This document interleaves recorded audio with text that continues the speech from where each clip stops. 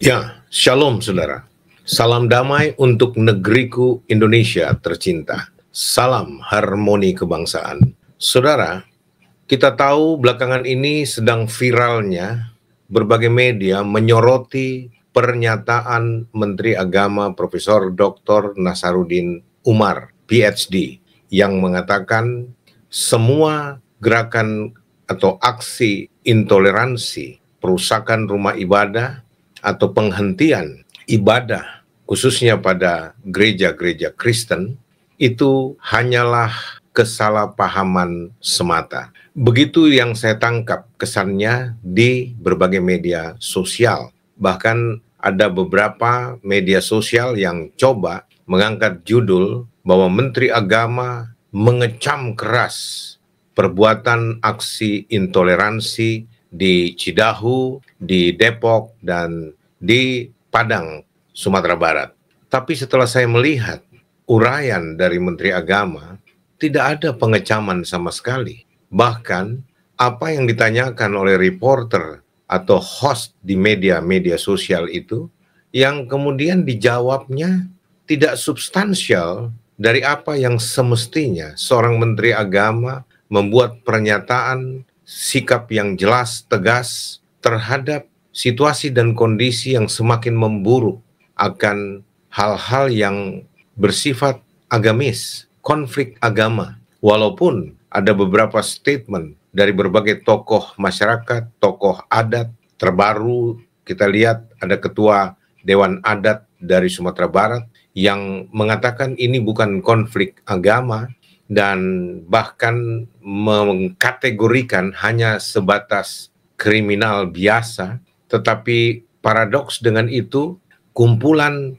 ormas di Sumatera Barat itu membuat pernyataan bahwa sesungguhnya mereka terganggu dengan keberadaan rumah doa di Padang Koto, Padang Sarai, Kota Padang, Sumatera Barat yang baru-baru ini terjadi.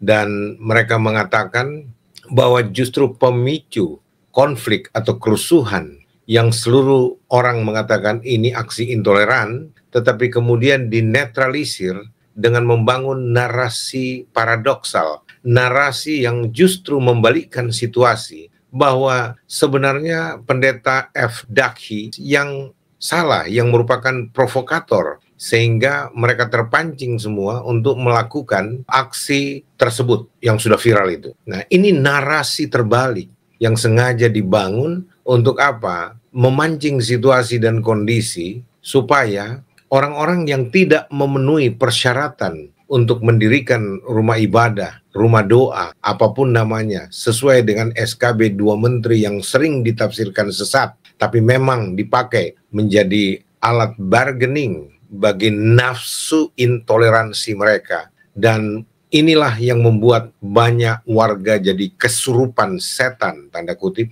karena menganggap bahwa mereka berhak dengan memakai aturan SKB 2 Menteri, mereka berhak untuk mencegah, bahkan melakukan hal-hal yang sifatnya destruktif untuk mencegah atau menghancurkan tempat ibadah yang mereka anggap ilegal. Sungguh pernyataan-pernyataan yang biadab, pernyataan-pernyataan yang amat sangat intoleran. Saya kembali kepada pernyataan Menteri Agama yang amat sangat saya sesalkan, bahwa beliau berkata semua gerakan-gerakan yang merusak rumah ibadah, yang memang itu merupakan hal yang tidak baik, tidak benar, dan mereka yang melanggar hukum harus dihukum. Tetapi Menteri Agama ini tidak dengan jelas tegas mengatakan itu perbuatan intoleran.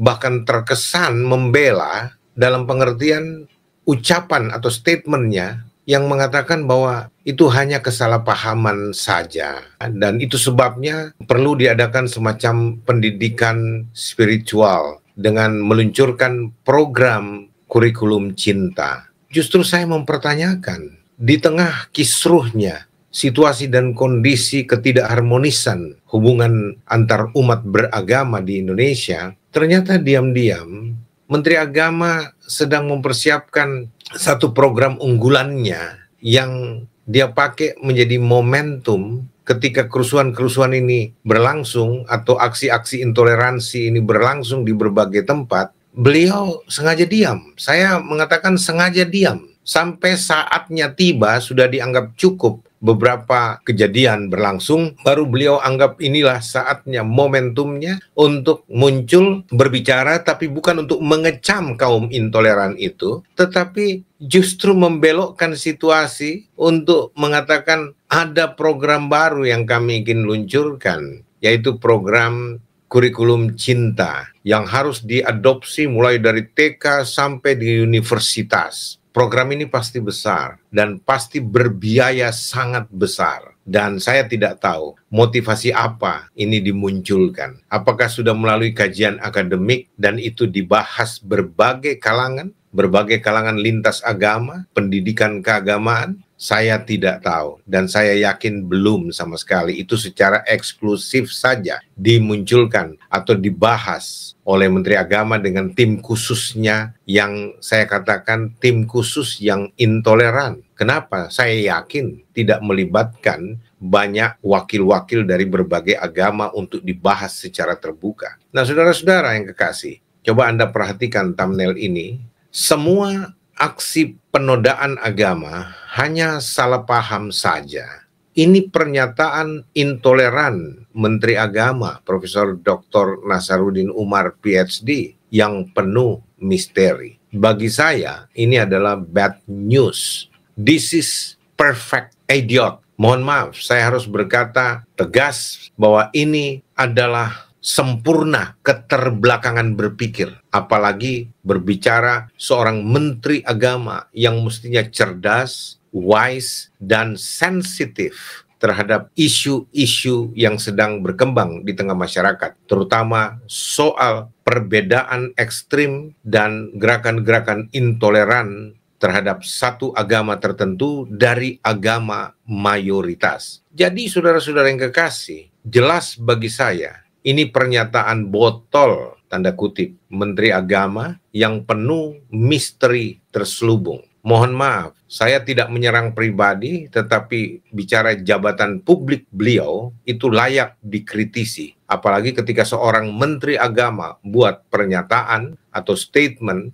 yang sangat membuat kita terluka, kaum yang mengalami korban intoleran, yaitu kekristenan di Indonesia ini, sangat terluka dengan pernyataan seperti itu. Makanya saya katakan ini pernyataan botol ini dari seorang Menteri Agama yang penuh misteri terselubung di balik statement botolnya ini, yang mengatakan bahwa semua aksi penodaan agama selama ini hanyalah salah paham saja, hanyalah salah paham belaka. Ini merupakan statement intoleran dan sangat menyakitkan hati kami, Pak Menteri. Itu sebabnya saya tidak tahan untuk tidak berbicara. Saya harus berbicara untuk mengkritisi pernyataan botol dari Menteri Agama ini. Ya, dan saya katakan ini bad news, berita buruk. Kenapa? Karena ini merupakan produk berpikir yang sangat idiot. Kenapa saya katakan seperti itu? Apakah Menteri Agama tidak tahu bahwa semua penyebab konflik intoleran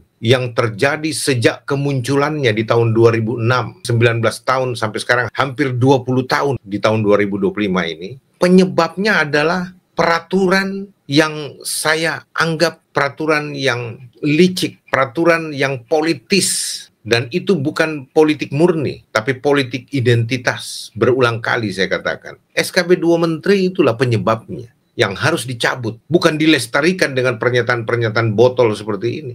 Dan sampai sekarang Pak Tito Karnavian, Menteri Dalam Negeri, tetap bungkam, tetap diam. Padahal aparaturnya Pak Tito Karnavian sebagai Menteri Dalam Negeri, mulai dari gubernur, wali kota, lurah, camat, dan RW, RT, itu semua adalah perangkat pemerintahan di bawah komando Pak Tito Karnavian sebagai Menteri Dalam Negeri. Jenderal Bintang 4 ini diam saja. Bahkan dia dari kepolisian, saudara-saudara, Pak Tito Karnavian ini. Dan sebenarnya bisa berkoordinasi dengan Kapolri. Tetapi walaupun beberapa personil Polisi Republik Indonesia seperti Kapolsek yang juga kemasukan angin ekstremisme, intoleransi, itu dia tidak berkomentar, saudara-saudara. Itu sebabnya saya katakan kepada kita semua pada kesempatan ini, kita harus membongkar apa yang menjadi motif terselubung, apa yang terdapat di dalam misteri. Bagi saya ini misteri terselubung. Ada hal yang terselubung yang harus dibongkar, dibuka, supaya dunia tahu sudah begini rupa. Bahkan waktu saya membuat video ini, saya sedang mendengar laporan banyak di WhatsApp saya bahwa terjadi perbuatan intoleran. Menjadi korban adalah gereja GKJW. Itu kena, saudara-saudara. Dan bahwa IMB mereka sudah ada, dan kemudian mereka sedang membangun, tiba-tiba diberhentikan pembangunannya oleh pemerintah kota kabupaten, dan juga Kapolsek di tempat itu memerintahkan untuk tidak melanjutkan karena terjadi ketidaksesuaian, tidak memenuhi persyaratan. Padahal mereka sudah mengantongi lebih dari 200 tanda tangan dan KTP dari anggota jemaat. Dan GKJW kalau saya nggak salah ya, ini sedang berlangsung.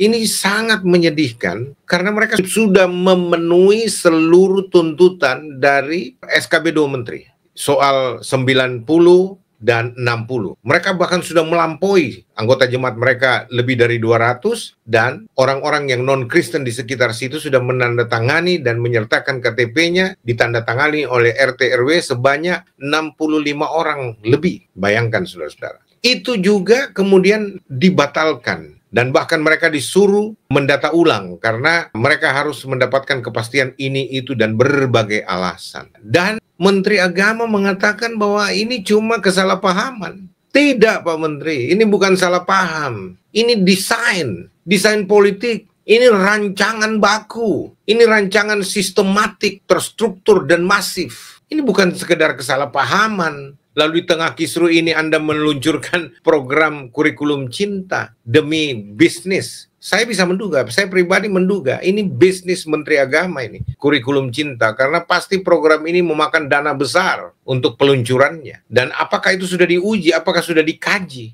Siapa tahu kurikulum cinta ini seluruhnya perspektif Islami yang tidak mengena dengan perspektif dari iman agama lain yang non-Islam. Kan mesti diuji, Pak Menteri Agama. Apakah ini sudah dibuka, sudah diuji, sudah dibicarakan ke berbagai instansi dalam pendidikan keagamaan Kristen di seluruh Indonesia? Kan belum tentu, saya juga nggak dengar. Saya orang yang banyak berkecimpung di dunia pendidikan tinggi keagamaan Kristen Indonesia, PTKKI. Bahkan saya pendiri Badan Musyawarah Perguruan Tinggi Keagamaan Kristen Indonesia, BMPTKKI. Ya, dan saudara-saudara yang kekasih, saya tahu betul situasi dan kondisi tentang dunia pendidikan Kristen di Indonesia. Dalam pengertian secara global, hukum, dan secara antar kelembagaan. Jadi kalau ada isu-isu tentang itu pasti mampir di grup di mana saya ada dalam pembahasan-pembahasan tentang kurikulum cinta. Belum pernah diundang, diluncurkan, dibahas untuk kurikulum cinta itu dibahas. Tiba-tiba memanfaatkan situasi dan kondisi seperti ini. Anda meluncurkan program kurikulum cinta. Kurikulum cinta apa? Kurikulum cinta agama yang mayoritas dan menjadi fanatik, lalu kemudian membenci agama lain, begitu. Saya perlu bertanya, karena saya sendiri perlu tahu, apa isi program baru yang menjadi andalan Menteri Agama ini, yang namanya kurikulum cinta itu. Ada apa di balik ini? Dan kenapa di saat-saat seperti ini dimunculkan? Saya bisa juga menduga, Pak Menteri, bahwa semua kejadian intoleran sejak Anda memimpin sebagai Menteri Agama dan banyaknya kerusuhan, banyaknya penistaan agama, penodaan agama terjadi, perusakan rumah ibadah, penyegelan rumah ibadah, penyetopan ibadah orang Kristen, dan pengerusakan rumah-rumah doa dan sebagainya di bawah masa kepemimpinan Anda sebagai Menteri Agama. Saya bisa menduga bahwa Anda melakukan pembiaran. Untuk apa? Tunggu momennya Anda meluncurkan satu produk baru andalan Anda, yaitu kurikulum cinta itu. Lalu kemudian Anda meluncurkan statement yang tidak berpihak kepada korban intoleran. Sama sekali saya tidak temukan pernyataan Menteri Agama yang mengatakan kami turut bersimpati dan mengecam keras semua pelaku-pelaku intoleran, aksi-aksi intoleran terhadap saudara-saudara kita Kristen. Itu tidak boleh terjadi. Saya mengutuk keras. Mestinya begitu Menteri Agama bicara. Ya, tidak boleh seperti itu. Bahkan mengajak ketua MUI dan mungkin ketua NU dan sebagainya, ormas-ormas Islam duduk bersama di bawah koordinasi Menteri Agama dan memaklumkan haram terhadap perbuatan-perbuatan intoleran terhadap agama-agama lain. Mestinya itu dimaklumatkan. Jadi semacam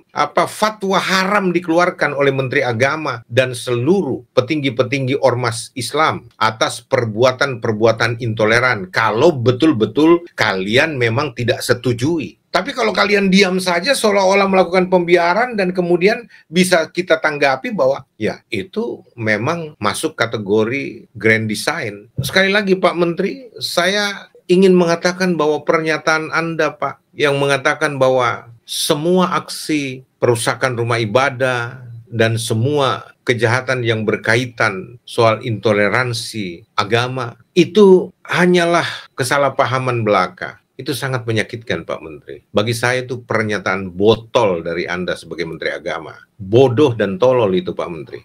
Ya karena saya yakin Anda pasti tahu. Kalau Anda betul-betul tidak tahu, murni botol Pak. Karena Anda tidak tahu, Anda tidak mengerti apa sebenarnya yang terjadi. Lalu Anda buat pernyataan seperti itu. Tapi kalau Anda tahu dan sengaja buat pernyataan seperti itu, bahkan saya mengatakan Menteri Agama Anda jahat. Karena Anda tahu penyebabnya. Semua masalah intoleran ini gara-gara SKB 2 menteri, yaitu Menteri Agama, walaupun bukan Anda yang meluncurkan itu, ya, tapi Anda bertanggung jawab sebagai Menteri Agama sekarang. Masa Anda tidak bisa berpikir, tidak bisa mengkaji, tidak bisa melakukan riset?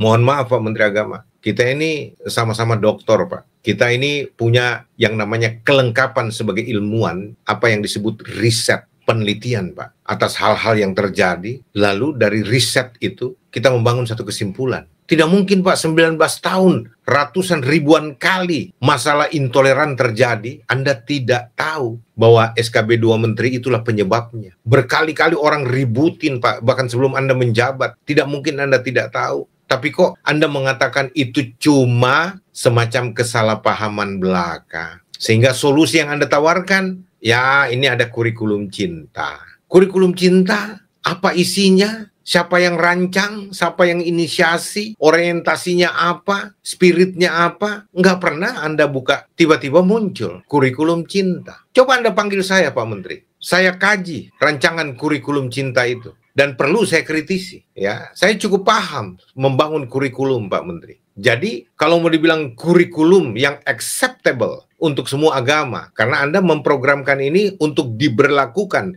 kepada seluruh agama, pendidikan agama, seluruh agama. Bayangkan, tapi Anda tidak pernah mensosialisasikan itu. Nanti berikut-berikutnya pakai kekuasaan pemerintah sebagai menteri, memaksakan itu, bekerja sama dengan Menteri Pendidikan dan Kebudayaan. Mungkin saja sesama kolega Anda bisa saling kong kali kong. Lalu kemudian siapa yang dirugikan? Pihak minoritas lagi. Jadi ini akal-akalan, licik. Ya, bahkan saya katakan jahat. Kalau Anda tahu penyebab seluruh aksi intoleran ini adalah SKB 2 Menteri, FKUB yang menjadi alat politik dari penegakan SKB 2 Menteri ini, maka saya katakan jahat betul Anda Pak Menteri. Kalau Anda tahu tapi Anda pura-pura tidak tahu dan kemudian membuat statement botol, semua kekacauan intoleran yang ada ini cuma semacam kesalahpahaman belaka. Waduh, tidak bisa seperti itu Pak Menteri. Saya sangat tidak setuju.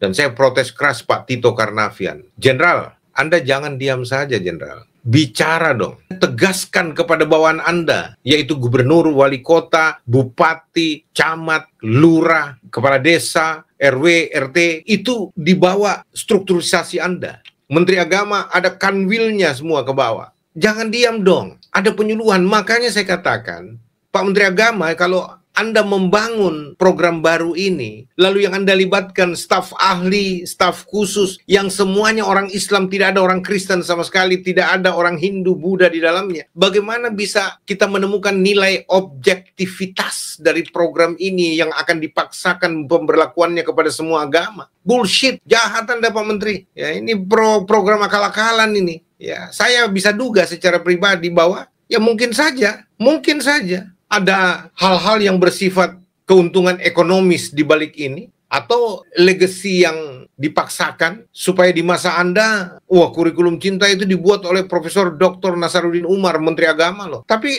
sudah dievaluasi nggak? Kemanfaatannya, orientasinya apa? Dan siapa yang mengkritisi itu? Mestinya program itu harus dikritisi dulu, diuji coba dulu, baru diminta tanggapan masyarakat. Apalagi itu mau diberlakukan kepada semua pendidikan keagamaan seluruh agama. Waduh, saya nggak mengerti cara berpikir Anda, Pak Menteri Agama. Saya kalau sampaikan ini, Pak, saya cinta negeri saya. Saya cinta damai, Pak. Saya ingin hidup bersama, rukun dan damai dengan saudara-saudara saya sebangsa dan setanah air, tanpa pandang mereka dari agama apa, latar belakang suku apa, dan rasnya apa, golongannya apa. Asal dia sesama saya manusia, orang Indonesia, alangkah indahnya kami hidup bermasyarakat, berbangsa dan bernegara dengan damai dan sejahtera. Hanya itu yang kami impikan. Tapi kalau begini yang Anda buat, Pak Menteri, aduh, ini bad news betul-betul ini. Cabut pernyataan Anda, Pak Menteri. Cabut pernyataan Anda. Ini bukan soal apa yang dikatakan kebetulan saja dan itu insidental,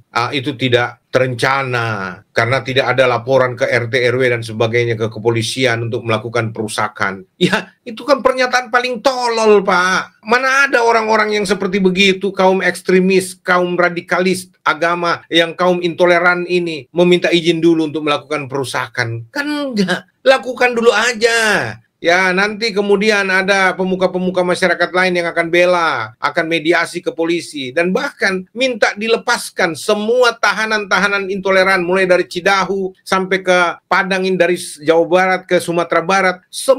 Lihat sekarang muncul ormas-ormas petinggi-petinggi, lalu kemudian mengatakan harus dilepaskan mereka semua. Kita berdamai saja. Berdamai apa? Enak banget, kalian udah hancurkan, kalian sudah lakukan hal yang luar biasa biadab terhadap orang-orang Kristen, lalu kalian bilang kita berdamai. Berdamai apa? Emang kami bikin rusuh? Tidak. Kalau mau damai negeri ini, cuma satu, Pak Menteri Agama, Pak Tito, Pak Jenderal, dengar ini Pak Jenderal, dengan Pak Menteri Agama, Pak Prof dengar. Kalau dengar yang mau damai, cabut itu SKB 2 Menteri, lalu pemerintah, polisi, aparat keamanan, dan seluruh stakeholder, pengambil keputusan, pemangku kekuasaan yang ada di sekitar ini yang berkepentingan harus tegas, keras, tanpa pandang bulu. Ya, penegakan keadilan, tindak tegas para kriminal, penjahat kemanusiaan seperti kaum intoleran ini. Lalu kemudian setiap kali ada masalah seperti itu, negara harus hadir, berbicara, kumpul semua orang mengatakan, memfatwakan bahwa haram hukumnya melakukan gerakan intoleran terhadap agama-agama non-Islam. Barulah Indonesia damai. Kalau tidak, negara ini tetap kacau, bahkan menuju kehancurannya. Saya tidak mau negara saya hancur. Saya mau negara ini damai. Itu sebabnya saya himbau, cabut pernyataan Anda, Pak Menteri Agama, bahwa ini hanya kesalahpahaman. Dan Anda harus buat statement yang lebih keras. Bahkan saya tantang Anda, Pak Menteri. Kalau Anda mau saya jadi host, Anda bicara sama-sama saya, kita bicara berdua, lalu mengecam semua perlakuan aksi intoleran yang terjadi selama ini dan menghimbau supaya diberhentikan. Kalau tidak, harus ditindak tegas. Dan Pak Menteri, cari dalangnya para provokator aksi-aksi intoleran itu. Barulah kami puas, Pak. Dan saya yakin Indonesia akan bisa meraih cita-citanya. Masyarakat yang adil dan makmur, damai dan sejahtera. Kalau tidak, Indonesia bubar. Saya percaya Indonesia bisa bubar. Itu sebabnya saya berbicara ini untuk semacam mengantisipasi gerakan-gerakan yang sudah mulai membara di berbagai tempat. Saya tidak mau juga orang-orang kemudian muncul dengan satu kesan yang buruk terhadap agama Islam. Padahal agama Islam diklaim sebagai agama rahmatan lil alamin. Agama yang pembawa damai, pembawa rahmat bagi seru sekalian alam. Itu sebabnya Pak Menteri, Anda harus cabut pernyataan Anda, lalu sebelum program dipaksakan berlakunya, program kurikulum cinta dipaksakan pemberlakuannya, buka ke publik, Pak. Dan saya mau minta, saya diundang, Pak, untuk mengkritisi program itu. Supaya kita bisa lihat, apakah benar program ini adalah program untuk kebajikan bersama semuanya, atau pemaksaan karena ada motif keuntungan sepihak dari kelompok mayoritas. Saya bisa curiga begitu. Saya tidak pastikan, tapi ini perspektif saya. Dan saya punya hak berbicara, memberikan dugaan karena apa yang Anda buat. Jadi tarik kembali pernyataan botol Anda, Pak Menteri Agama, yang penuh misteri terselubung itu. Kiranya teman-teman semua tetap tenang, dan pada kesempatan ini juga saya minta, saya dengar juga laporan bahwa adik-adik saya dari GMKI, Gerakan Mahasiswa Kristen Indonesia, saya baca berita, ingin melakukan aksi menduduki Kementerian Agama. Stop. Jangan, tidak usah lakukan itu. Ya, tidak begitu cara kita. Ya, berdemo seperti itu bukan cara Kristiani. Kita punya jalur-jalur lobby, kita punya akses politik untuk kita bicarakan. Karena apa? Rawan gerakan murni yang Anda ingin canangkan itu dipolitisasi, dimanfaatkan. Bisa saja ketika adik-adik semua nanti para mahasiswa dari GMKI mengadakan aksi demo untuk menduduki Kementerian Agama, lalu ada yang provokasi dari anak-anak muda Islam dari berbagai ormas lainnya, lalu dibenturkan sama kalian, terjadi konflik horizontal, lalu politik identitas bermain, lebih kacau, lebih parah, lebih bagus jangan. Saya minta Pak Pendeta Dr. Jeki, Ketua PGI, sebagai pembina utama di Gerakan Mahasiswa Kristen Indonesia sebagai senior GMKI, tolong Pak Jeki Manuputi, adik-adik ini dinasihatkan, diredam, jangan lakukan itu. Ya, karena saya juga sudah mengendus bau konflik horizontal. Jangan.